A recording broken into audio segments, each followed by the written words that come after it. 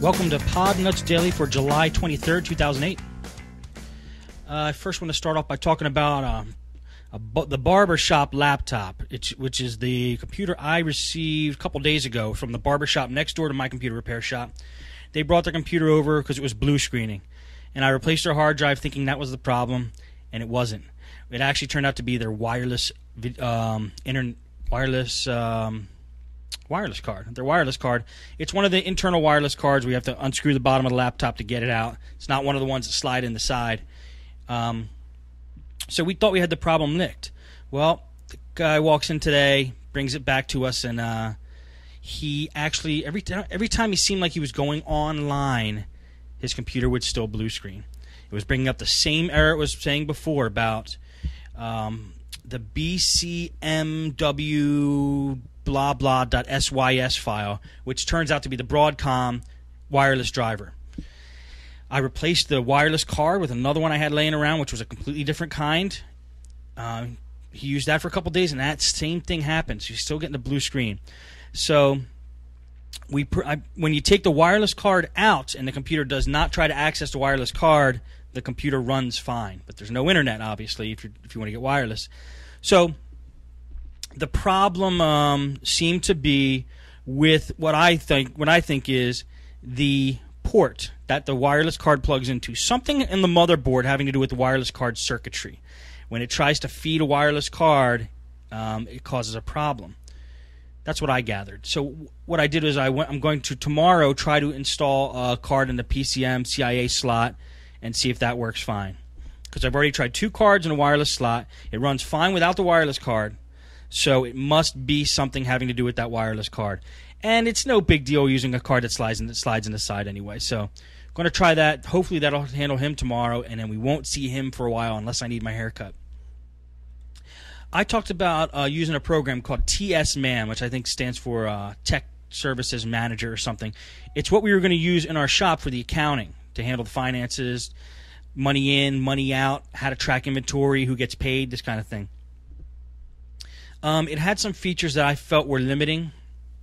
Actually, my dad, who's the accountant of the shop there, he felt was limiting, and I agreed with him. So we tried to make our own program in Microsoft Access, which is an awesome program for making your own databases and stuff like that.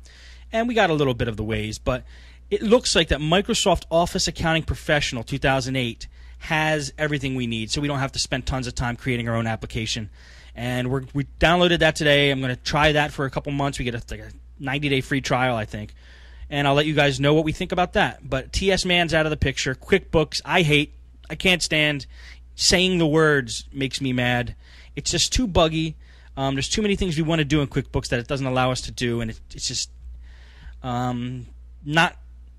I lost my taste for QuickBooks, let's put it that way. So we're going to give Microsoft a try and see how good their program is. I replaced a fan on a video card today. One of those little stupid fans that usually die earlier than the card, and like the bearings get messed up, so they make a loud screeching noise, and the customer wonders what it is, and he takes his whole computer apart and usually messes something up. It's just those cheap little fans on a video card. A customer brought one in. His was making a lot of noise. When he took the video card out, the noise stopped, so he knew it was the fan on the video card. I didn't think it was as easy as it was to replace these fans. Most of the fans are custom sized for that card, but this one appeared to have the same 2 holes where the fan, pushes through the card to fasten the fan onto the card as a card I had. So I took the fan off the card I had, put it on his, and I know you're saying, why didn't you replace the whole card? The cards were a little different, but the fan was the holes for the fan to fasten the fan were the same. So I popped that baby off, put it on his card, and you can charge whatever you want for that since it's such a specialized part. Customer will just be happy that you got a fan on there. I wouldn't go over more than like $20 though for the fan. You could see what you want to do with that. But it plugs right in the same plug that the original fan came off of, and those fans can be replaced. Something I didn't think was that as easy as it was. That's why I wanted to bring it up. Another customer brought in a Dell desktop. It was a Dell Dimension, one of the newer ones. I can't remember the model number. I think it's one of those it's a dual core. It's like E925 or something like that. Dimension desktop. It's a silver one. They have the new body style. I think it's E950 or Dimension E925. Anyway, Dell, his computer was crashing on him. He thought it was the motherboard. Dell told him it was the motherboard. His computer was still under warranty at the time, and he brought to us a motherboard that Dell had sent him to install on his computer, and apparently Dell had sent him another power supply too, because the Dell didn't know what the problem was, so they sent him a motherboard and power supply. We installed the motherboard, we installed the power supply, everything seemed fine, we gave it back to the customer, no problem. Well, he comes in about a month later, today, and says when he goes to turn his computer on, presses the on button, he gets an orange blinking light on the on button where the Dell is, or where the Dell on button, where the power button is. Like an amber blinking light. Turns out it is the power supply that was causing this. I looked at the power supply that came with this Dell, and it was a 225 watt or something like that. Maybe a 280? Nah, it was like 225, something very low, or 235. And it was powering like in one of these newer Dells with a dual-core processor, like 2 gigs of RAM.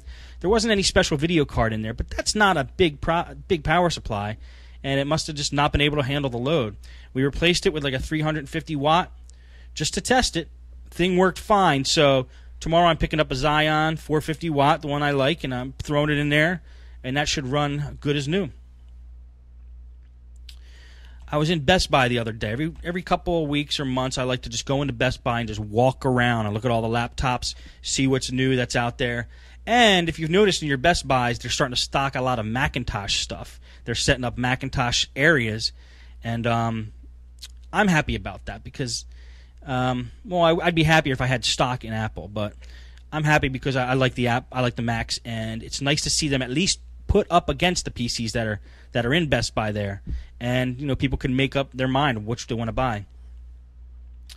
If they're not influenced by the crazy salesman, which I want to talk about right now, which is the reason I brought this up. I'm sitting there looking at monitors, trying to let me see how do I want to word this. I'm trying to find out for myself because my eyes recently have been starting to hurt looking at my computer monitor.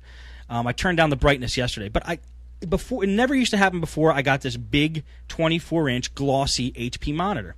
And I'm walking up and down the aisles of Best Buy looking at the monitors, and almost all of them are going to the glossy finish right now on the screen.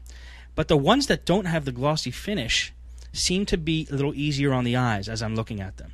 So I was thinking about switching back to a non-glossy monitor. I'm not sure. Let me know if you guys have had similar experiences. I mean, I do a lot of work on the computer. Never had the eye strain as bad as it's been happening, and it seems to be since I bought the glossy screen. Either the glossy